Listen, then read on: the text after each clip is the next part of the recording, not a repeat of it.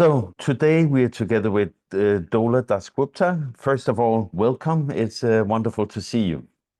Thank you, Jesper and Yeah. Cecilia. So Dola, Cecilia and I were in India around 17 years ago, and we would love to visit India again.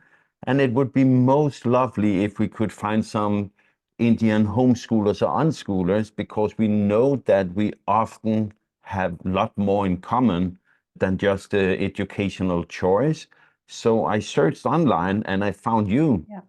And I can see you have been part of the movement in India for many, many years. So I think I'll start with India and then, like go from the macro to the micro.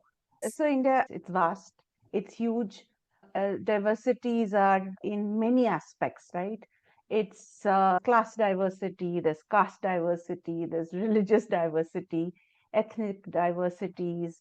So, and also aspirational diversities, right? That's the main thing. Everybody aspires for different things in India. And one of the things that everyone has a common aspiration for is class mobility.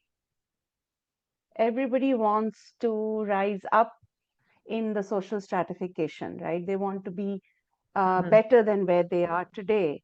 And modern education is something that gives that hope to a large number of people, that with modern education and getting through school certificates and then a university degree and a professional qualification is what will improve their status in society, which otherwise might be very hard for various reasons, because socially we are a very nuanced country where people have all kinds of limitations due to various social reasons.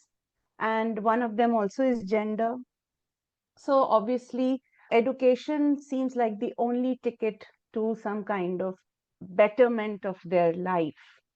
So therefore, you won't find a lot of people thinking about homeschooling, because that is not easy at all for a large diversity of people who are looking at school and then college and then a university as their pathway to a certain better life. So that's one of the reasons why homeschooling is not as popular. And also, if you look at the population of this country, it's like huge, right? Compared to any small European country. Like some of Oh, our yes. We're states. talking to, I Yes. mean, we're not the smallest, but we are from a very small country. So for Yeah, us, yeah, it's like Denmark is 6 India million. is the rest of the world, more or less. Yeah. yeah, It's yeah. So huge. It some really of is. our Yeah. some of our states, I can say federal states, just to make people understand. Some of our states are larger than any European country, right? Mm. So it's like each state is a country in itself. It's huge. So you can imagine the numbers and the different kinds of people and what they want out of life. So therefore, bumping into a homeschooler or an unschooler is a remote probability. You really need to be a homeschooler yourself to kind of find those people. It's like literally like needle in a haystack, you know. So that's one of the reasons, like if a homeschooler from abroad comes and hopes that, oh, we are just going to bump into a lot of people who think differently about education, that's not going to happen. You need to know me or someone like me from before, so that I can then connect you to all the others who are there. We are like elves and fairies hiding in forests. So we are not really walking down the streets. Now, how is We the work. legality, Dola? How Yeah. legal is homeschooling? Is it legal in all states?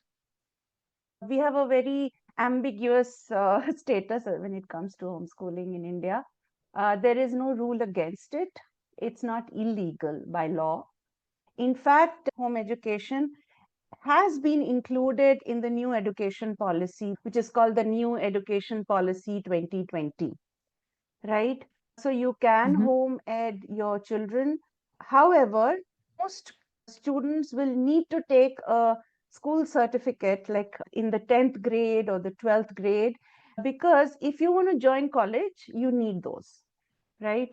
But if you don't want to join college, you want to keep on being a self-learner all your life, and you want to become an entrepreneur, you want to start your own business, you want to do something by yourself, which doesn't need any college endorsements, then you're free to do whatever you want to. There's no one's going to come and tell you, hey, you didn't go to school, though you don't have the right to live, or something like that. There's nothing like that. So it's entirely really upon the family and the children what they want to do about it. We do have something called the Right to Education Act, which is basically a fundamental right which every child below the age of 14 has, which means if you're a child till the age of 14, you can demand education and proper schools and proper policies from the government. So it's a right which is bestowed upon the citizens. It's not a duty or a responsibility that has to be fulfilled by the citizens to kind of fall in line with some laws or anything like that. So if I feel that my child is being not given admission in a school, or is being discriminated against, or there is no school in my district or in my village, I can make use of Right to Education Act to make sure that the government or the administration makes sure that there's a school and children can go to school, and that education is being provided. So it's an onus which is on the government, not on the people, right? So obviously we have a right, but there's yeah. It's great. It sounds really great. I'm just curious, do they also have the right to not educate? I mean, if they wanted to, because this is a lot of freedom in many ways you're explaining, and it sounds a little bit like our country that we don't live in any longer, but where you also, but it's mandatory to be educated in our country. So you can do it at home if you want to, you can unschool if you want to, but you have to have an educational strategy for everyone under the age of 15. about 16, 15. Yeah. There is no such law here in India yet. Our children are 13, 16, 19, and 25. We first, with the second child, started the whole homeschooling in our life, and he's now 19. When we started homeschooling, it was lonely. It was not, people didn't knew about it. How has your journey been? You started many years ago also. So have it been lonely, and have it grown now? Yeah. So when I started, daughter was, I think, 6 years old, and she'd just been to a kindergarten, not to any. So kindergarten again is compulsory here. It's up to parents if they want to send them to a kindergarten. So it was completely our choice to send her or not, but we thought it'll be nice at that point. So she used to go to a kindergarten, but after that we stopped. And since then, we have not looked back on school at all. And my son at that point was 3.5, I think. And now daughter is 23 and son is just about turning 19 in March this year. We did meet, I think, 2 or 3 families at that time. And I don't know, it was just like law of attraction or something like that. We kind of thought about it and expressed a desire about it. And there I found articles in mainstream magazines and newspapers which were featuring some of these families who were already doing it. And we literally like called up. So my father of my children, we are not married anymore. So he and I, we were both journalists, and we kind of dialed a few numbers because we knew people in the press, and got the numbers of these families which were featured. And then we kind of literally called them up and went and met them. And most homeschoolers, you would know, are very friendly and they love having people over to talk about their journeys. And so I didn't really feel so alone because I very quickly found a lot of people. And I also, thanks to the internet, I also was able to connect with quite a few people abroad, especially the US. So kind of very quickly plugged into certain social media. I think we didn't have social media in that sense. We had what you call the e-groups, email groups, right? Yeah, Yahoo groups. Yeah. Yeah, right. So Mm. so I quickly joined those. So it was not so alone for me. But I also had a lot of family friends who didn't homeschool, but they kind of were okay with what we were doing. So it didn't really feel that lonely. Yeah. So, yeah, but it has grown. I would say when I started, we kind of knew the people by names and faces. We were very close knit. And but now there's a whole lot of people who are doing, I don't know them all personally, though I'm on a lot of groups. People keep inviting me to join their groups, and because now it's all WhatsApp and stuff like that. So now it's grown exponentially. But I think that's also because of COVID. I think the difference, I would say, between some of us who kind of started early in 2008, 9, or even before that, some started even before that. For us, it was more of a philosophical question, really. Like we really were looking at education from a more holistic, a more expansive, mm, from a expansive point of view. But I think with COVID, it's become the intentions or the motivations to homeschool are certainly different. Yeah. It's more like they Yeah. a lot of people figured that school is not needed to educate your children. So many of them saw that their children were doing better when they were not going to school regularly, and the family had more time with each other, and also financially it was uh, because so that's another thing I need to tell you, that in India we have the private schools which you have to pay, and then you have the government schools which are free, you don't have to pay for them. But sadly, a lot of the government schools are not that great. So parents don't like sending their children to government schools, they prefer the private schools, and private schools are very expensive now, especially. They weren't so bad when I was a kid, but now it's really expensive. So I think people lost their jobs during COVID, and they realized that they felt that school was a huge expense. So that's one of the reasons. Also, people came to homeschooling. So yeah, so I would Mm. say the motivations might be a little different from maybe like 20, 25 years back to now. Yeah. We have the same thing going on in Europe. A lot of, we call it the COVID converters. Yeah. I don't think it's mostly because of expensive private schools. I think it's many different things that made people realize when they had the kids home during COVID that why don't we just keep doing this? But the difference between the COVID converters and the people who were homeschooling before is that the COVID converters often only differ on that aspect. Yeah. So that's the only thing they do different from everyone else.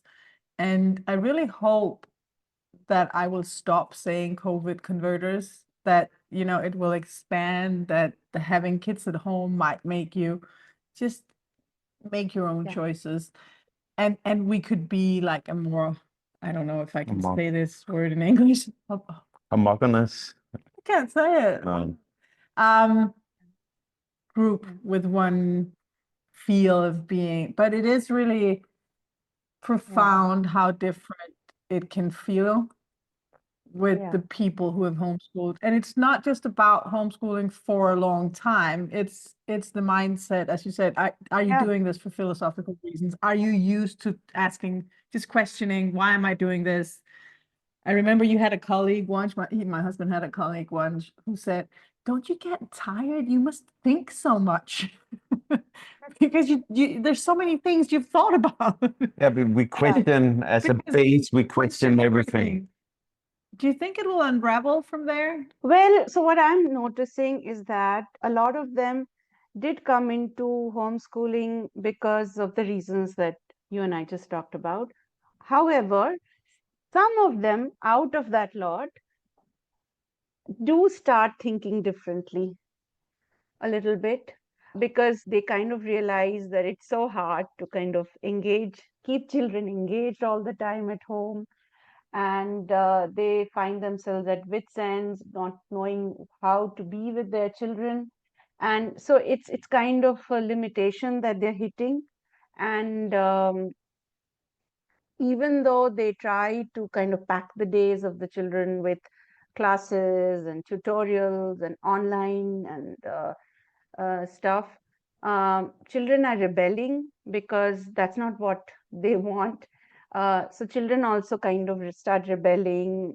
They start behaving differently, because to the children, that kind of a homeschooling feels like a prison. It's better to be in school than to be in that kind of an environment, right? So it's not like all of them are kind of doing school at home and just looking at another alternative which would be like school, but they are also thinking. And I think that could be one of the reasons that I find myself, just not me, but many of us who started many years ago, find ourselves on these various groups. We get invited because they want to know what we really think, what we really feel, which means that people do want to know, is there another way? So some of them have moved to homeschooling post-COVID because of non-philosophical reasons, but I think a bunch of them within that also kind of start having a change of heart, change of mind, and then they start asking deeper questions. Yeah. But I can't say for sure because it's just been a few years, right? And don't know. Many of them do go back to school because they just can't handle it, and they put their hands up and they say, okay, this is just not our cup of tea. No, but it's also a difficult path to walk, where if you do school at home, then you have a risk of ruining your relationship with your child, because now you become the enforcer of, you need to learn this at this time.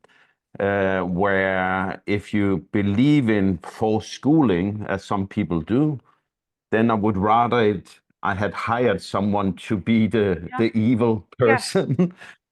And I think this is, of course, I'm putting it like, yeah. So I think that it's important to look at and say, do I want this role as a parent towards my children? How can I best be a partner in their learning instead of a top-down taking over the teacher's role of deciding what happens when? Dola, you have written an article many years ago about how to explain unschooling to critics. Skeptics. Oh, yeah. It's many years ago, but I like the title of it. Can we touch upon that? Sure, that was for Wendy, right? Yeah, for her magazine. Yes. Yeah, sure. Yes, we can. What do you want to ask me?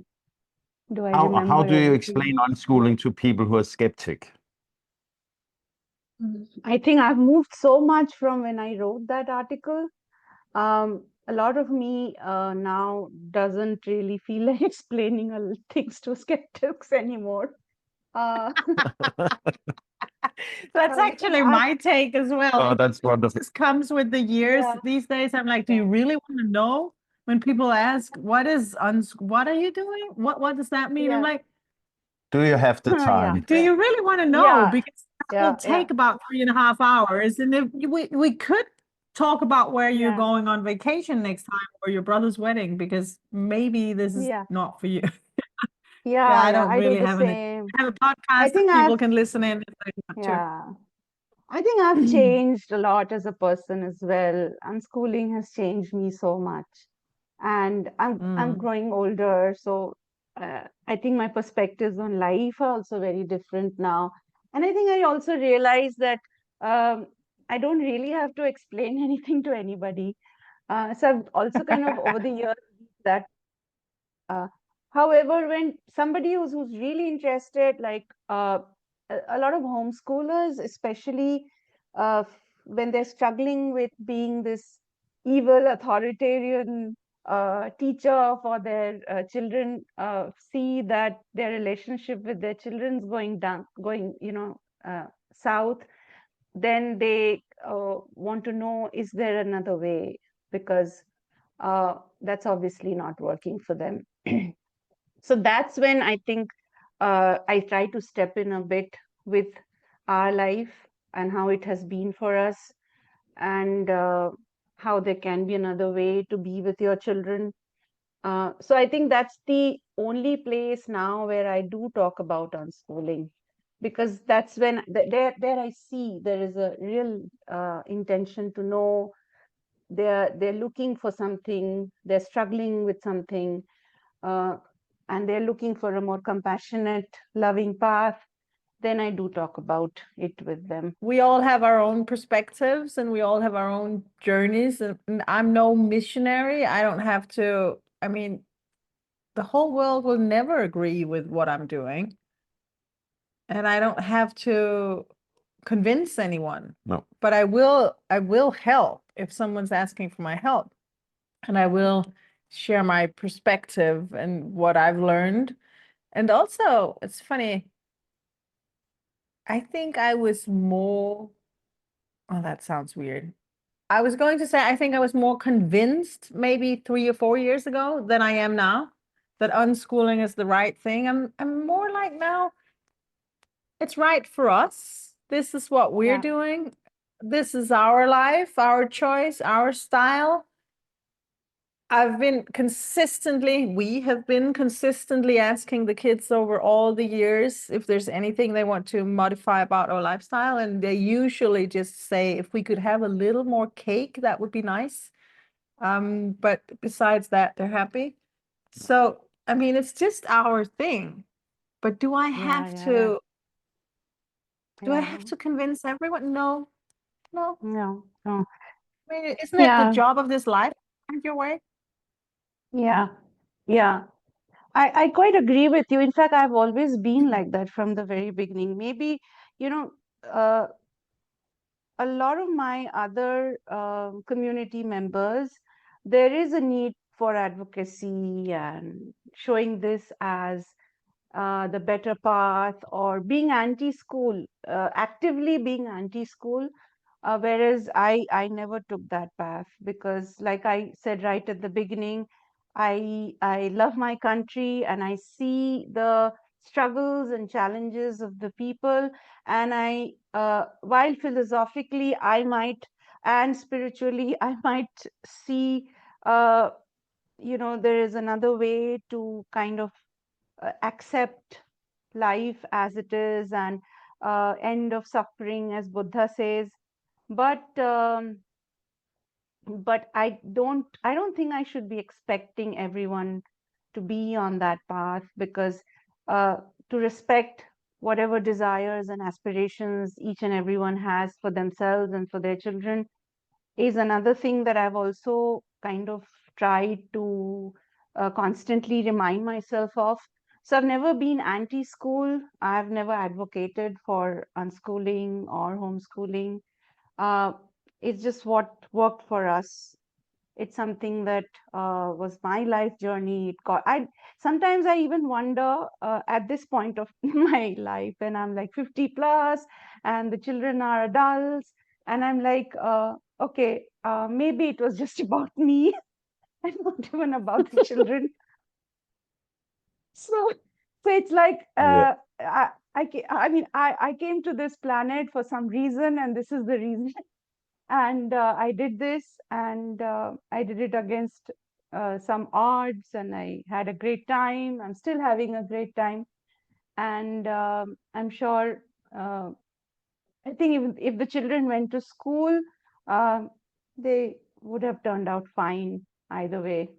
Um, but it's not really about whether what would have happened if they went to school, or is it fine that they didn't. I think it's more about um, this is what felt really great for me to do, and I did it. And over the years, the children have been quite happy about it.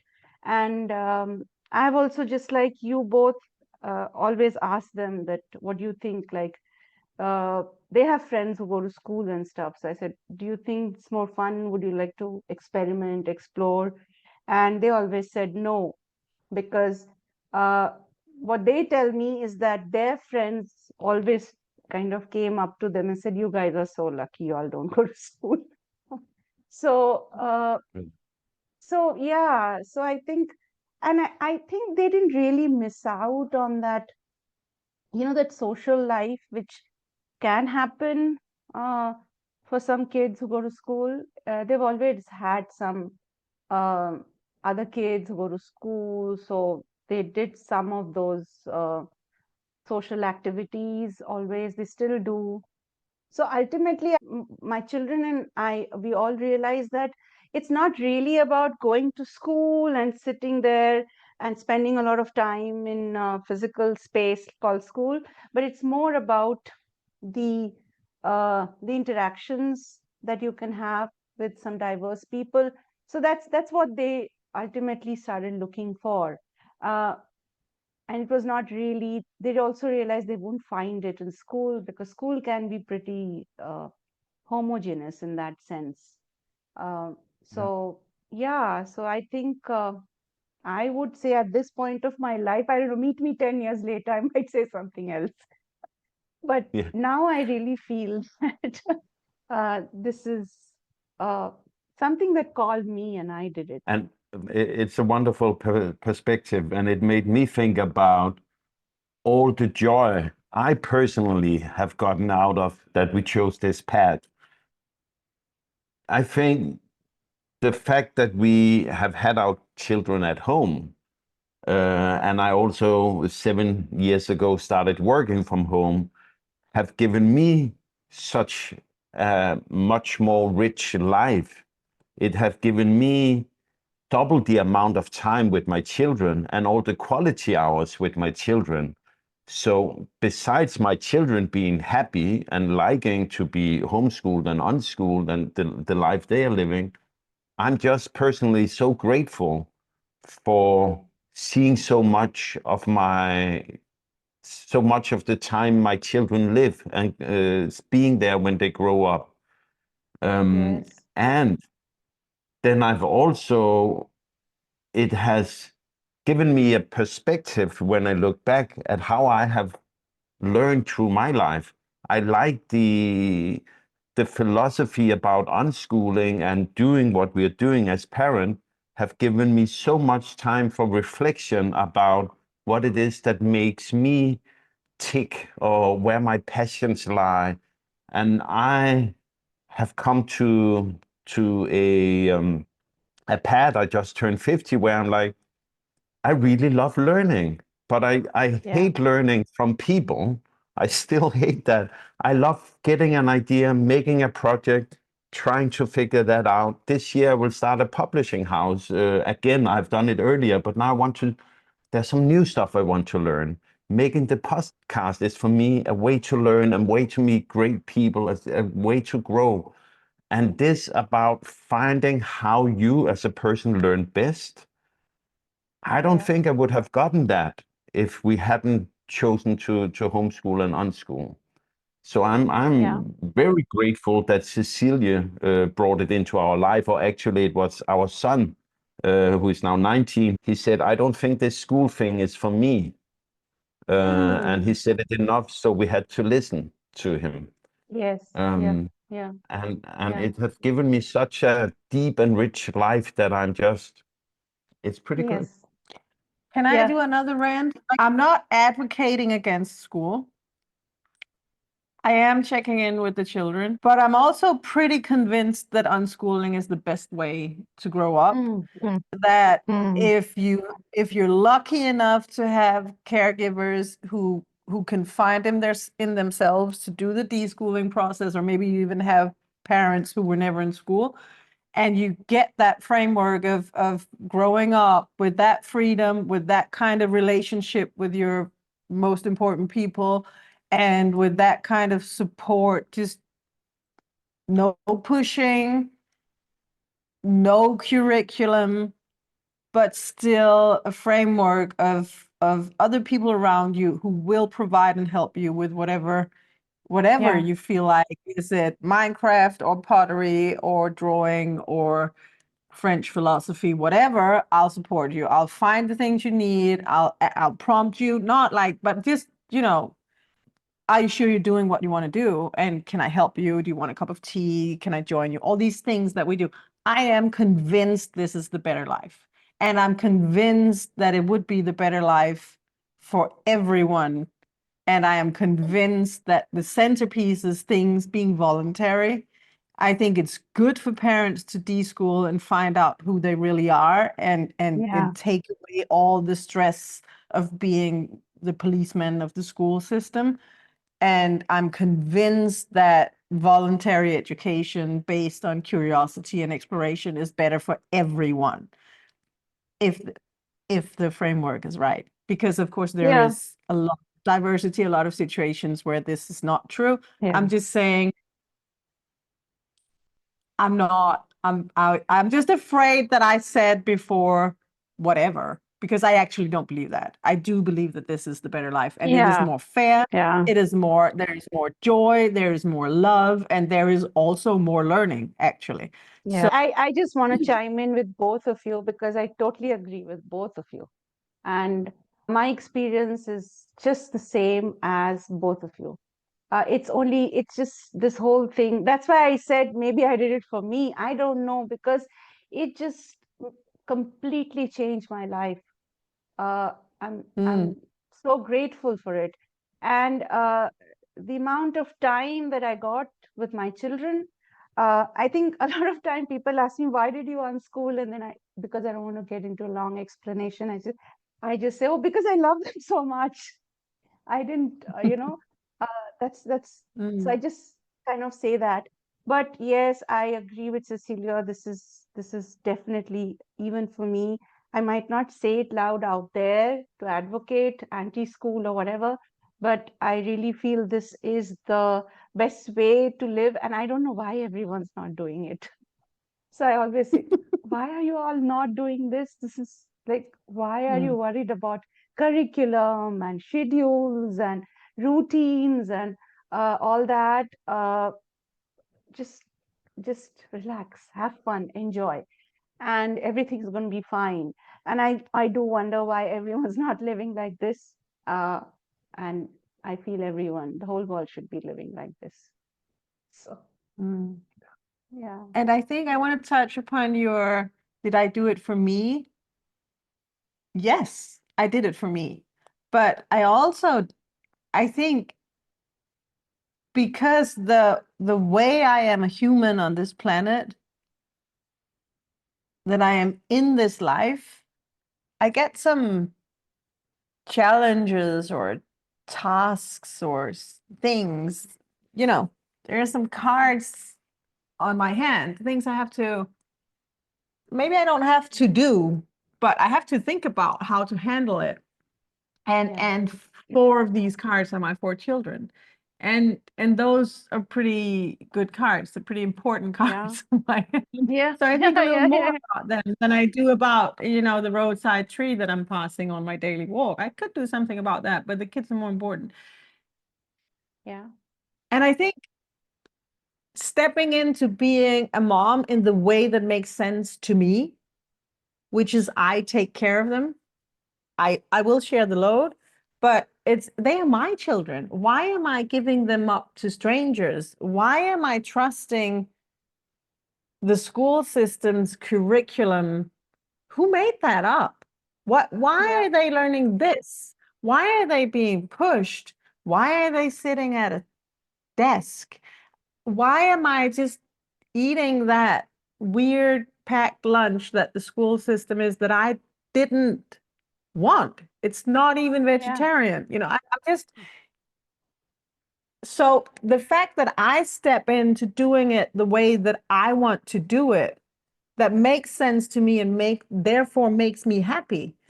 Well, that was unschooling. That was Yeah. giving them their freedom. So yes, I did it for them because Yeah. it's just such an entangled thing. I mean, I Yeah, it can't is.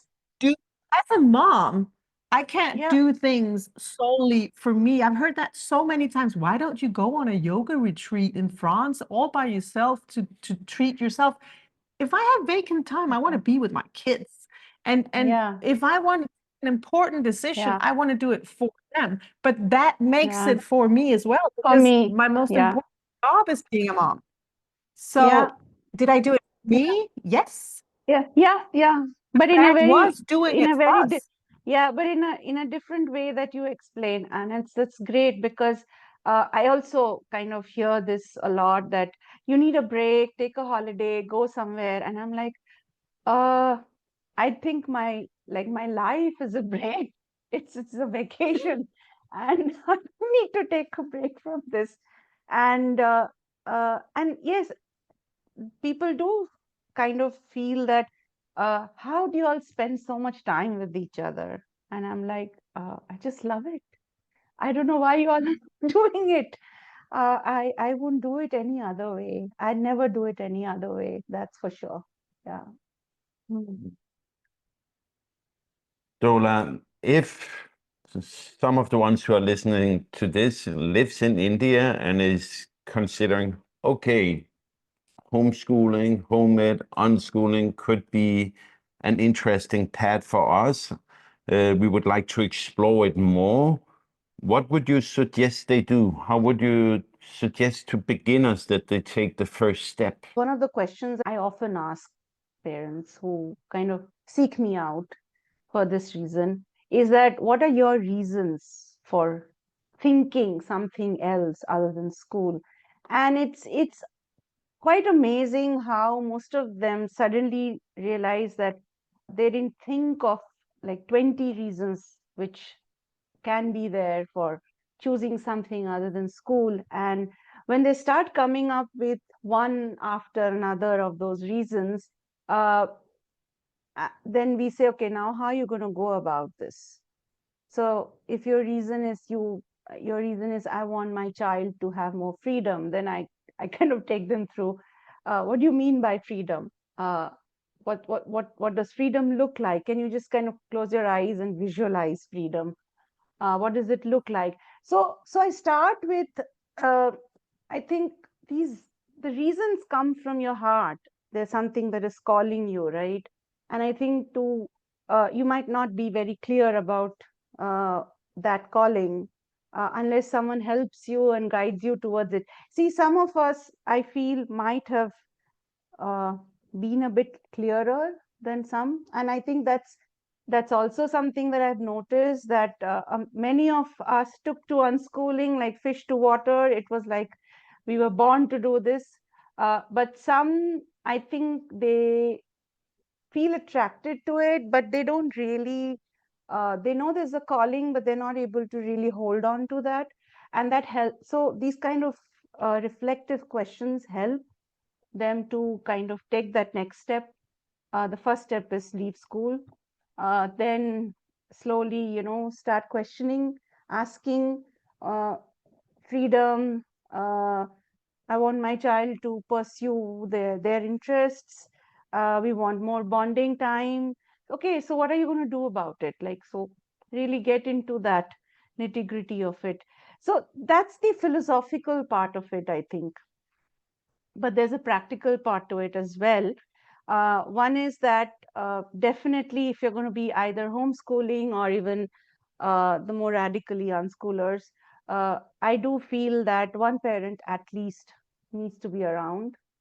So that's another thing that parents need to think about. Like, are we going to, how are we going to homeschool? Are we going to let go of our careers in the way that it is and rethink and reimagine even the way we look at livelihood and careers and professions, because that's a big change, right? It's a big change. And especially in country like I told you, in India, where uh, many people are first generation professionals, first generation educated. uh, so for them, uh, to suddenly to give up all that, like profession, career, jobs, well-paying jobs, to homeschool is a bit difficult, especially for the women, because uh, women have to really work hard here to. I mean, it's in degrees. Gender biases are there everywhere, but it's a lot more in countries like us, where women are really breaking barriers to kind of find professions, careers, and jobs. And so then it's hard for women to actually really think of homeschooling, because it means a lot of giving up. So that's the next change that they need to make. And are they ready for it? Um, but if they're ready for all this, then the next step is, okay, now do we homeschool with a curriculum, with an objective of taking some school leaving certificates and exams, or we are eclectics, and we think about school exams and stuff like that later in life, or we remain unschoolers and we figure out as. So the first question everybody asks is, what about exams? What about certificates? Uh, so these are the questions people ask. I think over the years, many of them relax also, but when they are starting out, these are the fears they have. So I always give them all options. I tell them there are options for everything, and you can do it this way, that way, another way. Try it out and see what works for you as a family. And if it doesn't, you can always change tracks. That's fine. I think a lot of people, after 1 or 2 years down the line, kind of feel a bit of relief, and there is a certain letting go of the burden that we have to figure out everything right now. They realize they don't have to. They realize, oh, right, we have choices. Oh, okay, it doesn't have to be right now. We can think about it 5 years down the line, 10 years down the line. It's fine. We can change tracks. I think when they figure that out, there's a lot more comfort and relaxation into this path. Yeah. I usually tell people to take a year vacation. Yeah. Just give it a year. A year is not that bad. How much can you fall behind in school stuff in a year? You can catch it up. Just take a break, because there's so much going on in the mind, and they think they, as you say, have to figure everything out within the first 2 weeks. We talked with a guy I know yesterday he said, now we're relaxing. The child has been out of school for 2 months. I'm like, No, no, you're not. it will come. Give it a year. Was it Christmas? Dola, thank you so much for your time. It's been wonderful talking with you. So what are you helping people with, and how can they get hold of you? Okay, so the best way to do is drop me an email, and then we kind of figure out whether we can have a Zoom session, or some people prefer writing emails. I do run a Facebook page, and I'm admin of so many social media groups and stuff. And I'm always out there typing in responses, helping people, trying to share ideas and resources and everything. But at the end, if they want a face-to-face, then I, of course, do set up a Zoom with them. It was so nice to talk to you. I actually think Yeah, we should same maybe here. do it again. Mm. Yeah, I don't I mind. enjoyed Yeah, it a maybe lot. we can talk about Mm. more things. Yes. I think we can. Let's find time Yeah. for a second episode. Thanks a lot for your time. It has been a big pleasure. Thank you. It's a nice conversation. Thank you. Thank It you. was Bye. lovely meeting you both.